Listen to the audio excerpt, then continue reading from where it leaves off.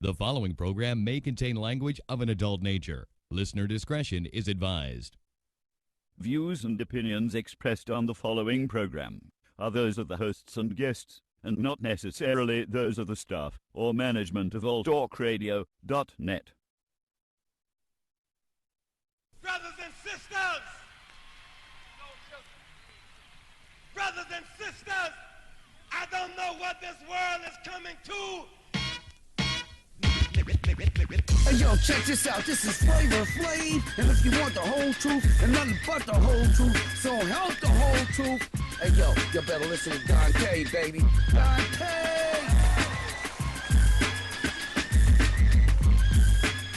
What's going on, guys, and welcome to another great edition of the Dante's Boxing Nation show.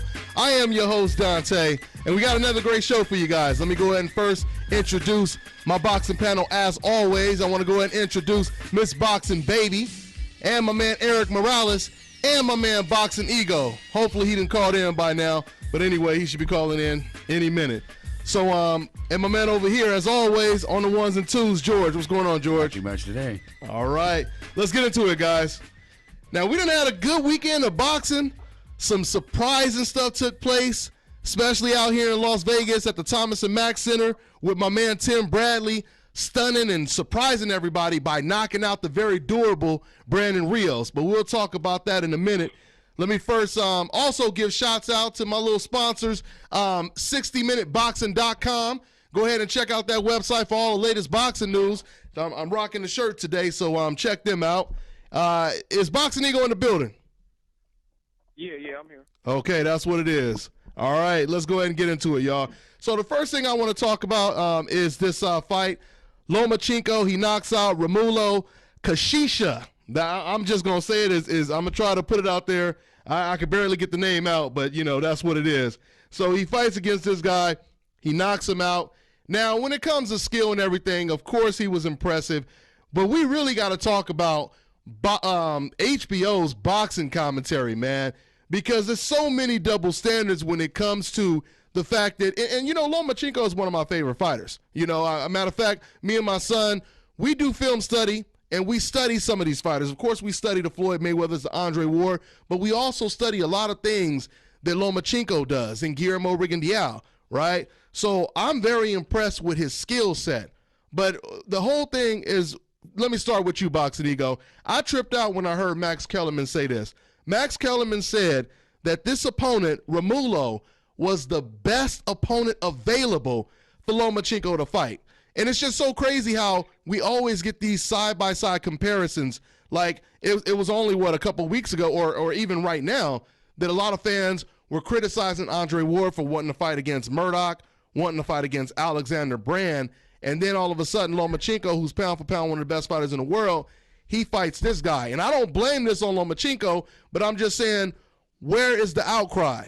Why are there no people complaining about this? What did you think about this fight in particular and HBO's commentary, Boxing Ego? Well, I mean, first, I don't know about the best available. The dude had 4 losses before he even fought Lomachenko. So, like me personally, if it's going to be somebody with losses, I'd rather even see a Johnny Gonzalez than that. You know what I mean? At least I know he's tall and he has power. But then you also have Gary Russell. You have Gamboa around the division, Rigondeiaux around the division. I just can't see that being the best available. Yeah. That's one thing. Lomachenko was Lomachenko. He looked good. He's a phenomenal athlete. I met his Aegis, and he was telling me some little factoids about Loma, like he could do 150 pull-ups, just crazy stuff. He's very athletic. I like Lomachenko, but he is good. We still see him at that level. Like, I always use this analogy.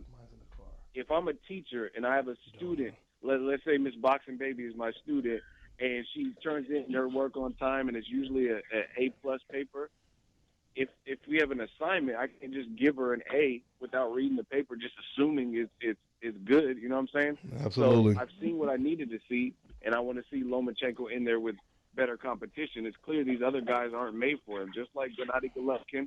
I mean, you can beat C-level people or B- even. That's apparent. Mm-hmm. But when they keep praising your amateur background, you got like 400 fights, barely any losses and stuff, That's great. So that makes it even more of a reason why I don't want to see a guy with that type of pedigree in there with somebody with 4 losses or, people we never heard of. Yeah.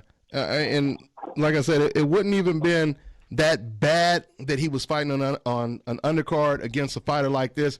But once they start talking bad about fighters like Andre Ward and they start saying he's a bitch and taking it so extremely personal, and then a week later you have Vasyl Lomachenko fighting against this guy we never heard of, like Boxing Eagle just said, with 4 defeats, it makes you wonder what's really going on. But we know what's going on, and we know what time it is. I got a quick question for the whole panel right now. I'll give anybody $20 right now if they can tell me Lomachenko fought on the Mayweather-Pacquiao undercard, so just this May. Somebody name that opponent without Googling it in the next 5 seconds. Hold on. I don't know. Let me get Google. Hold on. Let me get on Google real quick. No. I don't know. I don't know who that was who fought on Saturday either. I don't know. Yeah. Exactly. That's my point. You just fought in May. We don't know who it was. Like, you know what I'm saying? I watched the fight. I just don't remember the dude. Same thing with this dude. I never heard of him before. You know what I mean? Yeah. And I think most of the fans, without Googling or Wikipedia or none of that, they probably wouldn't know who he fought on the May undercard. I know Mayweather fought. I know Keith Thurman's last fight. I know Andre Ward's last fight. You know what I'm saying? Terrence Crawford, Pacquiao. I know all their last fight. And Cotto. I don't know who the dude that Lomachenko last fought. And that's an excellent point. And once again, like I said, no one is calling him out of his name. Nobody is calling him crazy stuff like they calling Andre Ward. And another little recent news is Lomachenko. He said, me and Boxing Eagle was talking about it earlier, that he's going to let the fans decide who he will face next, right? And now Gamboa, we all know Gamboa, he's called him out. We know Nicholas Walters has called him out. I actually talked to Lomachenko. I interviewed him. I haven't even uploaded the video yet. And he had told me something that was surprising. He said that when he was talking with Guillermo Rigo's people, we're all thinking the reason why that fight didn't happen because probably a stipulation when it comes to the weight. Everyone is thinking maybe Rigo wants it at a catch weight and Loma wants it at 126. But Loma told me it had nothing to do with the weight. Loma said it was a money issue. So, that makes me think that the fight can actually take place without any major stipulations, roadblocks getting in the way.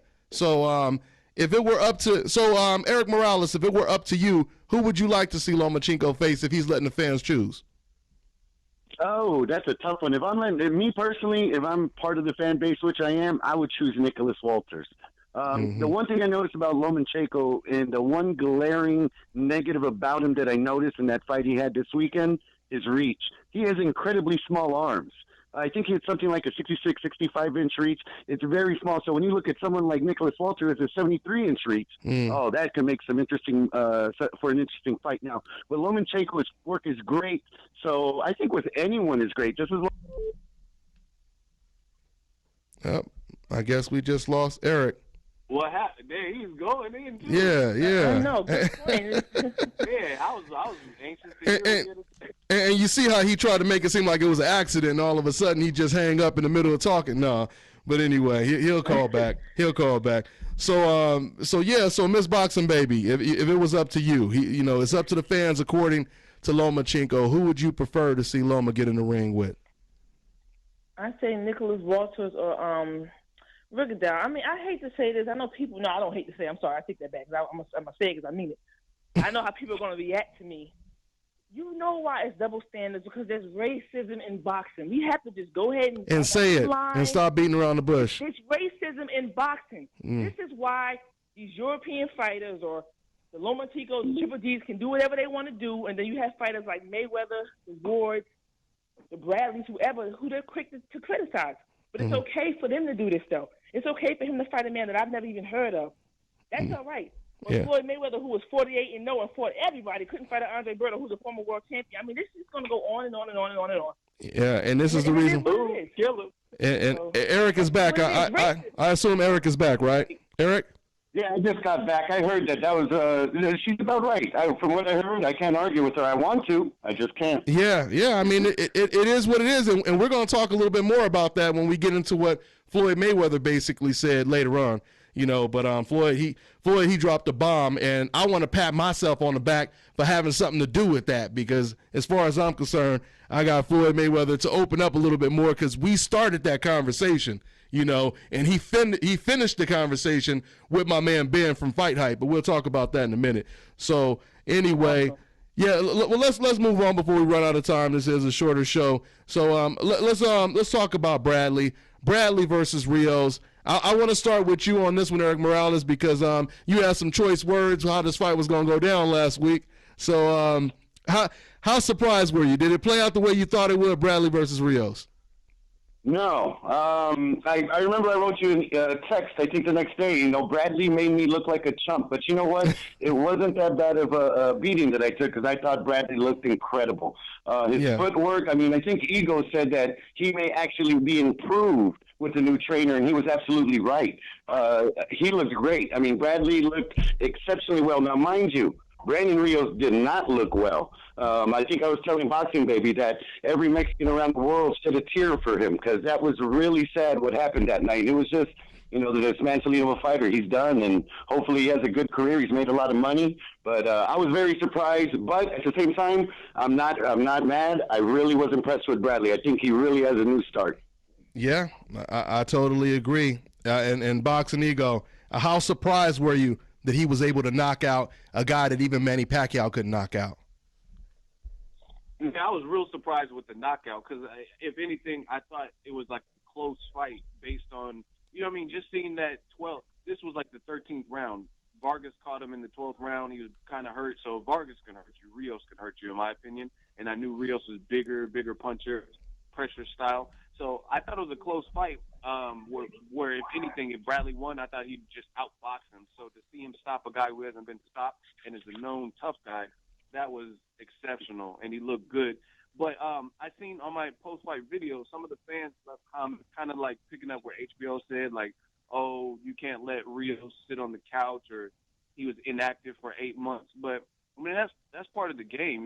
Mayweather had been on long layoffs. He retired after Hatton, came back and dominated Marquez. You could say it's because of the weight advantage or whatever, but Marquez is a legend, and Mayweather dominated him every single round. Ward had legal trouble. He had issues with injury, came back off long layoffs, and beat undefeated guys like Edwin Rodriguez, who outweighed him.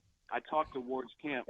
Rodriguez was 190-plus pounds because he missed weight. So the night of the fight, he was not 190. So, you know what I'm saying? Like, everybody has their own, like, demons and stuff, and boxing is just that type of sport. It's very disciplined. So you have to, if you know your bad habits, you know that inactivity is your kryptonite, then you got to find some way for your family, for your resume, for your reputation to stay motivated. Because I know there were some times he was almost got the Bradley fight, and then it fell through. He was about to fight Kell Brook, but you got to find some way to get motivated. You know what I mean? Because that's not Bradley's fault. Not at all. Rios did in his inactivity, or 8 months, because 8 months ain't shit. Like, if you really think about it, 8 months. There's fighters like Alec Verdiev. He hadn't fought since Vargas, and he just fought Broner. He got his ass whooped, but you know what I'm saying? Like, there's a lot of fighters that haven't fought. Kareem Mayfield ain't fought in a while. You know what I'm saying? So there's a ton of people, and I just talked to Mayfield and seen him. He's in shape right now, and he ain't got no fight. You know what I'm saying? So you got to be disciplined. That's what it boils down to. I like Rios. I don't know if he'll stay retired, but it's a disciplined sport. You know what I'm saying? And you owe it to your fans. They were booing Bradley at the beginning, and they were chanting Rios. So I feel like you owe it to your fans to be in the best possible form. Because I was at Rios' last fight in Denver versus Alvarado, the third one, and they were saying this is the brand new Brandon. He's back. He was looking sick. He stopped Alvarado like earlier than he ever had, and it made it one-sided. And they were saying he's back. So you can't let an 8-month layoff take you out of your element. Yeah. Yeah, you know what annoys me is the fact that all of us looked at this fight kind of the same way. I think we were all surprised that Bradley was able to knock out Brandon Rios. But what bothers me is everyone before this fight was saying the same thing. They were saying Bradley could not go on the inside. As long as he doesn't stay on the inside too long, he should win. He should win the fight. He should box, et cetera, right? But now all of a sudden, when Bradley actually knocks him out, And Bradley did fight on the inside. He fought on the outside and he fought on the inside. Now the same people who was saying that he had no chance on the inside, not all of them, but a lot of them are now saying stuff like, oh, come on, this is not a surprise. We all knew that Bradley was going to dominate him like this, and et cetera, et cetera. You know, you can't try to take... Correction, he bested Rios on the inside. On the inside. Doing better on the inside. Better work on the inside. Yeah. I still don't think he banged. See, he fought on the inside, but he more so beat him the way Floyd beat Canelo. He didn't bang out the way Bradley usually does. He didn't do that. He boxed him. He went on the inside. He came out. He worked his body. That's how he knocked him out. He worked his body. Yeah. He worked his flabby body. The whole fight sucked the air out of him and stopped him. I truly think that Rios needs to retire. And I told you that, Dante. I said, if you look at Rios, he can take a headshot all day. He has a chin. Oh, yeah. Oh, yeah. You know what I'm saying? He can take that headshot all day. But if you watch the Alvarado fights, you watch Diego Chavez, those dudes was headhunting a lot more. Him and Teddy Atlas, you got to give a lot of credit for that game plan. They hit him where it hurt, where the 8 months you couldn't. You know what I mean? You take the headshot, but you ain't faking that 8 months. Whatever you did in those 8 months, you can't fake it to the body. You can't. You know what I'm saying? That's the ultimate truth serum. When you start getting hit to the body, you can't all the partying and eating and drinking or whatever, ballooning up in weight. The body will be the true serum. I still got to put Bradley with Cotto now because I can't say he's 100% improved because I need better competition. What I mean by better competition is somebody who's going to be in shape or who's going to be in there really wanting to fight. Because to me, Rios didn't want to fight. And can adjust a little bit and have a little bit, you know. Yeah. We already know Rios is not a boxer. Yeah. He's a rules-on Richard. He does what he does. So I can't say he's fully improved. I can say he looked a little bit better, but I had to see him against a Terrence Crawford, the Adrian Broner, somebody you know who can adjust, and then I can tell you. But right now, I can't say it. Just like Cotto against Gil and the old Martinez, will he look the same against Canelo? I don't think he will, but that's the proof is in the pudding. So I can't say yet he's fully improved and he's going to be a new Bradley. I can't say that because even in that fight, I still saw a lot of the old Bradley. I would have to agree. Crawford said they'll never fight because they're boys. They're boys. Oh yeah. Well, there's a lot of other fights out there, but I agree with you to a certain extent, Miss Boxing Baby. I mean, not taking credit away from Teddy Atlas, but we really can't tell. We really can't tell, how much he improved by working with Teddy Atlas because as far as I'm concerned, when Bradley fought against fighters like Lamont Peterson, even the first Manny Pacquiao fight, I thought he looked extremely impressive in that fight. His angles. He was using a lot of angles, jabbing and moving to the left. He was doing a lot of impressive things in that first Manny Pacquiao fight. Yeah, I mean, only thing I've seen when it comes to improving is it was probably a little bit more angles. Like I seen him, he was step. He would make these nice little pivots to the right where he would step and then throw punches. He would step to the left. That was one little improvement I've seen. But Ms. Boxing Baby, you're right. We have to see him in with a better opponent because Brandon Rios is a perfect type of opponent to look good against. So like Pacquiao did after he knocked out Marquez. Brandon Rios looked good. Yeah, he looked good against Marquez too. You're right. Go ahead, Ego. I gotta slightly disagree with. This is the only thing that I disagree with. Brandon Rios has had problems on the scales throughout his career. I think the Richard Abreu looked like skeletal remain. Yeah. He had a suspension after the Pacquiao fight for diuretic. So he had a long layoff after the Pacquiao fight before he fought Diego Chavez. He's always had trouble making weight. So I think this fight still deserves a lot of credit for the simple fact of Bradley has been the only one that's been able to expose those long layoffs and stuff. Diego Chavez fought him after a long layoff, and it was competitive. You know what I'm saying? So you got to give credit to Bradley and Atlas because at the end of the day, Brandon Rios has always been plagued with weight issues and not making weight or trouble making weight. I think one of the Alvarado fights, you can see his cheekbone, and he's weighing it naked and stuff like that. So but my point is that Brandon Rios, even though he's always had problem making weight and stuff, still gave those dudes competitive fights and or stopped or beat them. Oh no. But they still fought him differently. Bradley and Atlas knew to work his body. Who have you ever? No, that's what I'm saying. That's the point. Yeah, that's the point he's making. I'm going to give the credit. Of course, you got to give the credit. But I still can't say, he's a boxing fans are quick to jump on whoever. Listen, whatever bandwagon. I can't say, he's a whole new person until he fights.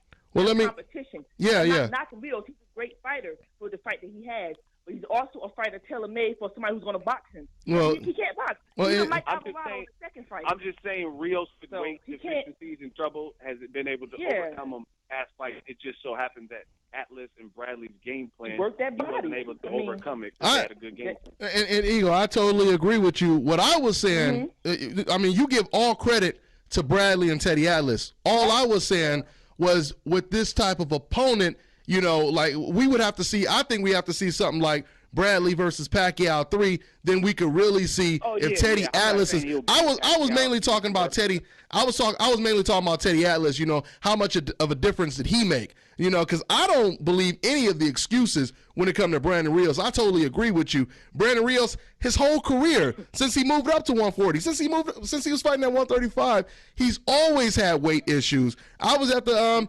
Diego Chavez fight. He looked like a skeleton in that fight as well. This has always been what Brandon Rios does. Okay, so Tim Bradley, excuse me, he was the only one that could take advantage of the fact that he had a soft belly and knocked him out. You know, so I don't take away any credit from Tim Bradley, and I don't believe any of those excuses. You can't sit over here and say, oh, he didn't train hard enough and he just was sitting on the couch. He always did that.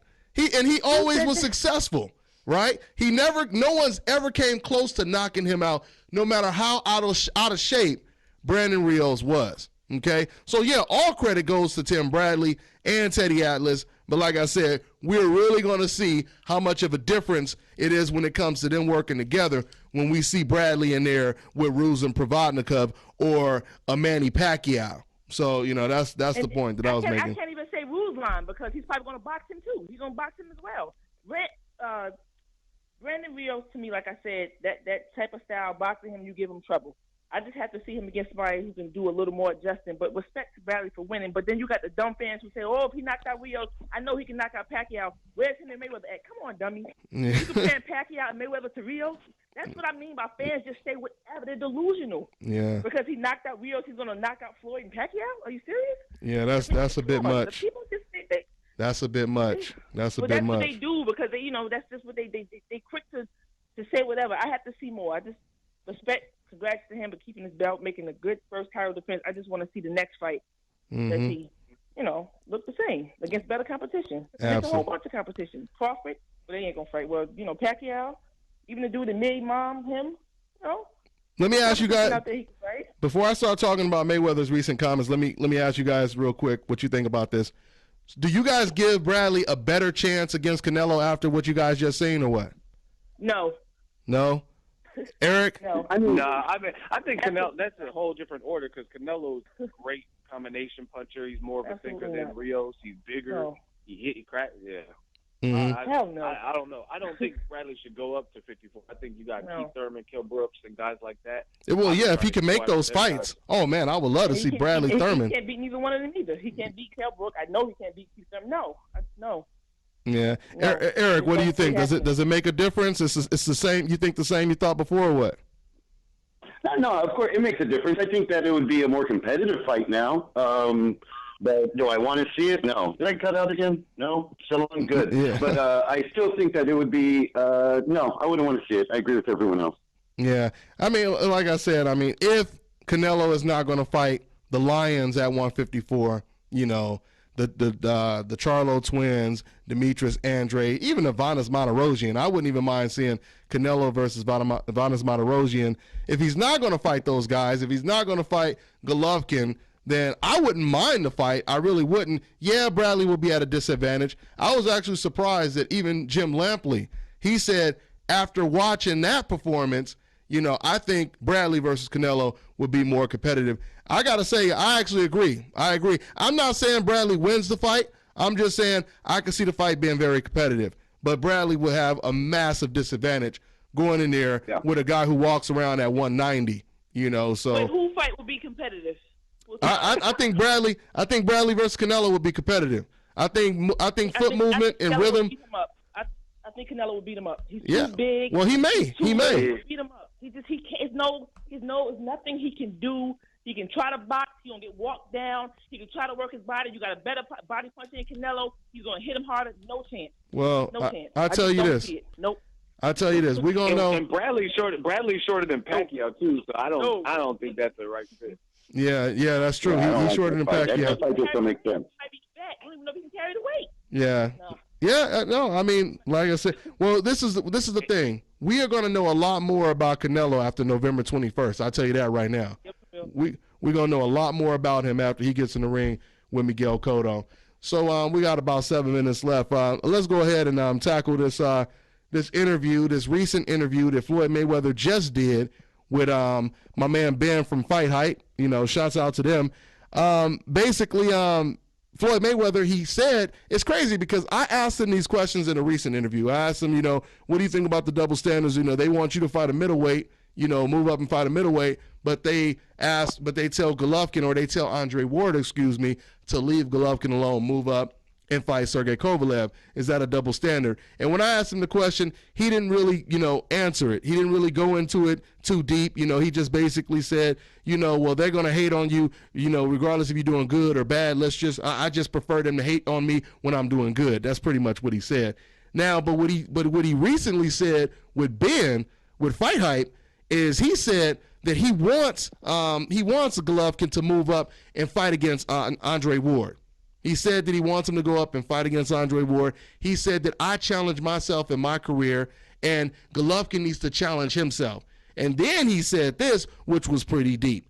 He said, they want the pound-for-pound king to be Caucasian. And that's the reason why we're seeing what we see. So, Ms. Boxing Baby, were you surprised that he came out there and said that? What do you think about him saying that? First of all, let me just say, great interview with you and Floyd. I watched it. It was amazing. Thank you. You for that. You're welcome.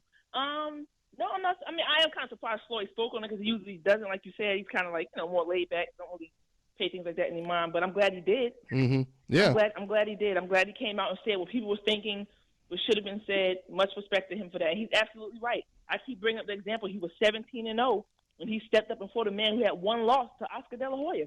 And was undefeated in his own division. And Gennaro Hernandez was undefeated in his own division. WBC champion. At 34-0, I agree. He should have stepped up. And stepping up is not fighting Willie Monroe or David Lemieux, who a man we knew who wouldn't beat him. Mm-hmm. That's not stepping up.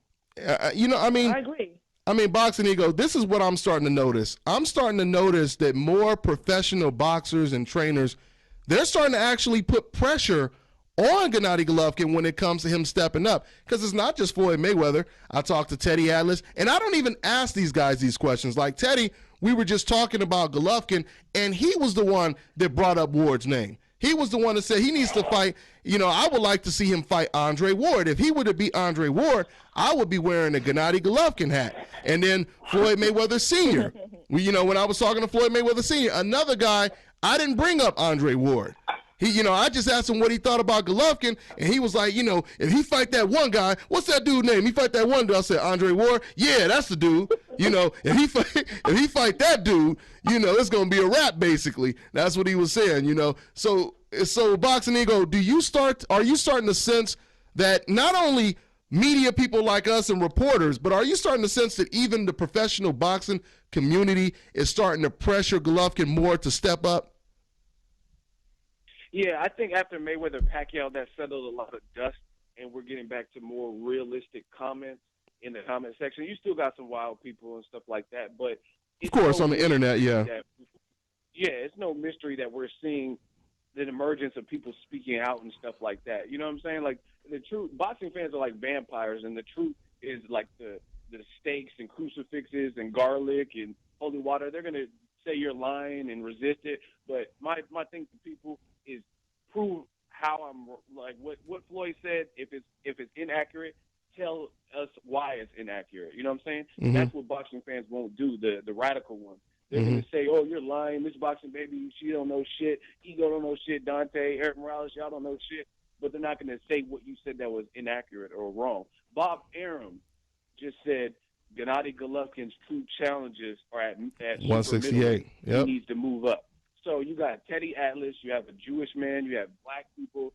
You know what I'm saying? You got different people. So you can't just say, "Oh, you're saying that because you're black," or exactly because you're Jewish, because you have a multitude of people all preaching the same thing, saying the same message. And it's a beautiful thing, because that's what we need to get boxing back, It shouldn't be about race and like this and that. But there is a racial divide, and that's kind of what Floyd was pointing at.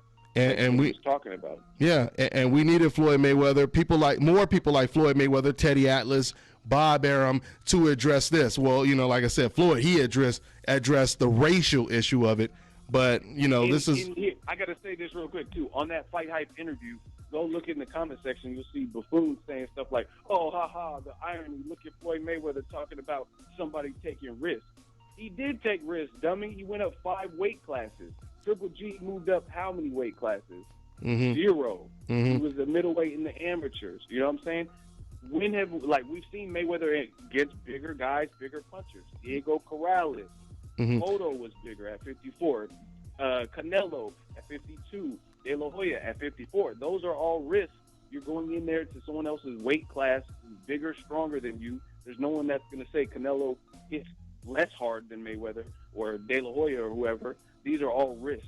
And to me, I have yet to see Triple G fight somebody like go up a weight class or someone who's towering over him like Diego Corrales was with a killer knockout ratio. Lemieux had a good knockout ratio, but he's also been stopped. And he was also the shorter man with the shorter reach and wild, and wide with his punches. And I just want to say before we wrap this up, see the difference from us and some of these decafs on the internet is we have professional boxers, trainers, promoters. The professional boxing community, they are agreeing with us. You know what I mean? At least 90% of them. If I interview Bob Arum, if I interview Floyd, if I interview Coach Kenny Porter, Paulie Malignaggi, none of them will say any of the ignorant stuff that you guys often see on the internet. They will say because something. They have a reputation. Absolutely, and they know they can't just throw out stupid shit. Yeah. These internet people are anonymous. Exactly. So they know they could just say whatever. But as people like Floyd May or Manny Pacquiao has done before, said some stuff that didn't make sense, and he's seen how that came back and bit him in the ass, talking about salt water and all that kind of stuff. You can make up stuff like that if you're anonymous, but if you have a reputation, you can't do it. Okay, we're out of time, guys, but I want to go ahead and wrap it up right now. Thanks for watching. We'll see you guys next week. On to the next one.